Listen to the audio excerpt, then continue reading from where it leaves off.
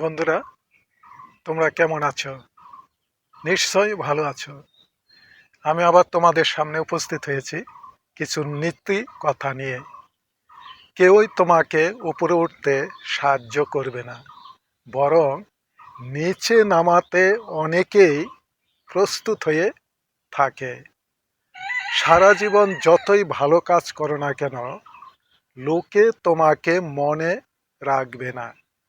একটি খারাপ কাজ বা ভুল করো, সেটাই সবাই মনে রাখবে। খারাপ মানুষের সাথে চলাফেরার চেয়ে একা একা চলা অনেক ভালো। সত্য কথা বলার পর কেউ যদি তোমার পাশে না থাকে, তবে তুমি একাই এগিয়ে যাও।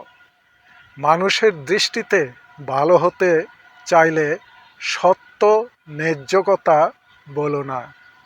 অন্যের কাছ থেকে যেমন ব্যবহার আশা করো, তুমিও তেমনি সেইরূপ ব্যবহার করো।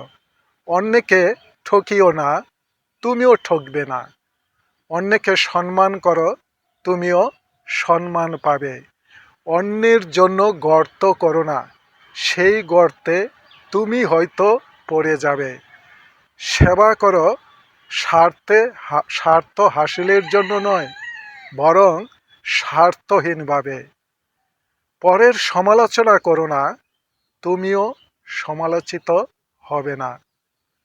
তুমি কেমন চরিত্রের মানুষ, তোমার আচার আচরণেই তা বলে দেবে। প্রভুত্বের মনোভাব থাকলে বন্ধুত্বের সম্পর্ক গড়ে ওঠে না। যে শুধু নিজের প্রশংসা পেতে চায়, সে কখনো অন্যের প্রশংসা করতে পারে না।